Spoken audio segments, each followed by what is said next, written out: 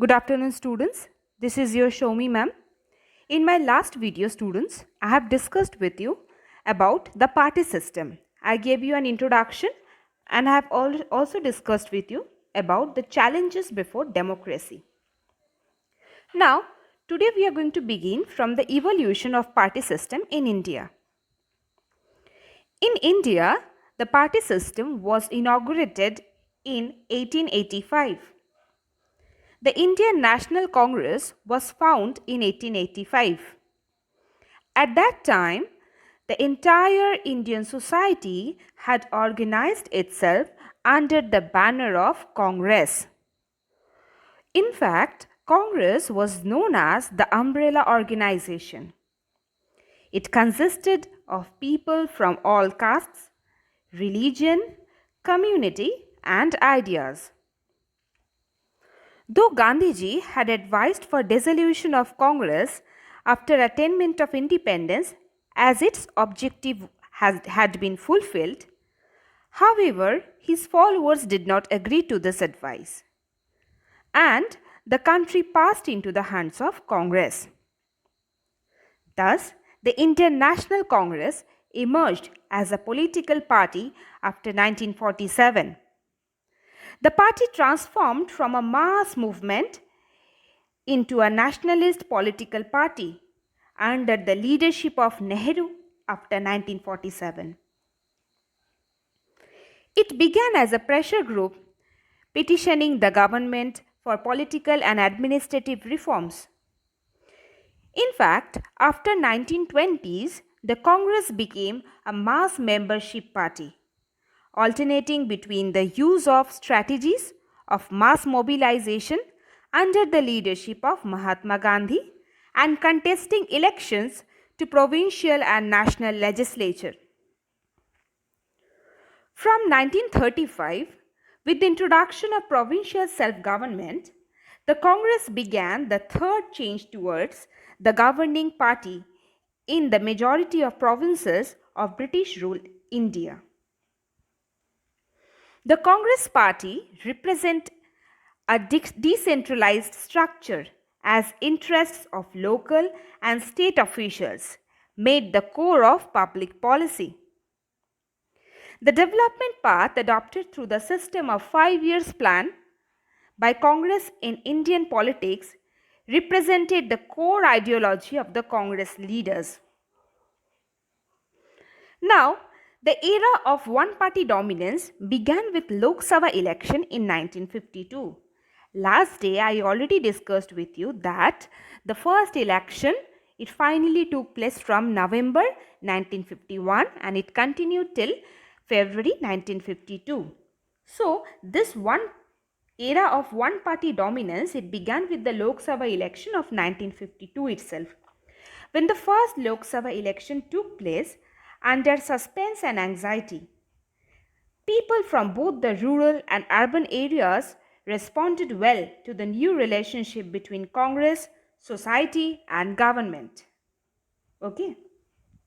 Now children, we will discuss about the first three general elections and also about the dominance of Congress party.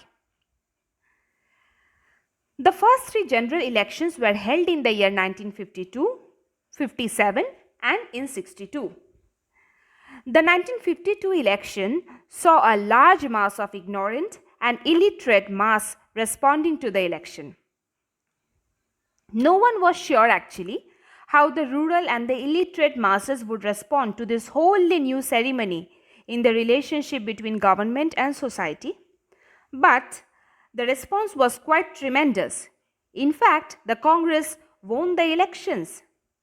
Now, this era was characterized by the monopoly of Congress at the center, along with the existence of smaller opposition parties also. In fact, in the year 1952's election, Congress won around 45% of vote share, 74.3% seats. Congress got around 364 votes or 364 seats out of 489 seats. And the Communist Party, which came next, it got only 16 seats.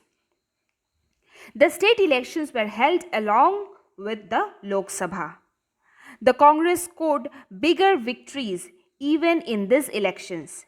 It got a majority in the state beside Travancore, that is in Cochin, okay, and Madras and Orissa. But the Congress, it formed the government in these states also. The Congress was a dominant party at national and state level. In fact, in the year 1957's election also, Congress won with 47.8% vote and 75.1% of the seats. Similarly, in the same way, in the year 1962 also, Congress won over around 44.7% vote and over 73.1% of the seats. There was a wide gap in the popular vote share and the seat share of Congress and the other opposition parties. The electoral strength of the Congress during these three elections was due to the institutional strength of the party, basically. The Congress system, it allowed the district leaders to distribute patronage and incorporate the social groups at the local level. Not only that, the party also gave space to various factors to compete within the party. Aggregating and aggravating mass preferences also provided a vital link between the people and the government, facilitating popular sovereignty. Now, during this time, students, the three phases of election, it helped the Congress in the first three general election. The party system evolved from an unidentifiable political strength that emerged in the country in the decades before independence, in fact. The Indian National Congress had unique political accomplishment. The principle guided the nation, in fact. The Congress party had inherited a vast and enriched legacy from the nationalist struggle. Not only that, it also gave its goodwill, and from that it could draw political mileage. Some of the party leaders like Nehru, Shastri were quite popular for spending years in jail and other deprivations they endured. The legacy of the nationalist movement helped, in fact, helped the National Congress for coherence and unity in the wake of party's internal pluralism. The Congress was only a grassroots organization which existed at the time of its existence. Its federal structure had a basis on internal democracy. The Congress, in fact, was able to dominate because it was able to adjust to the local circumstances.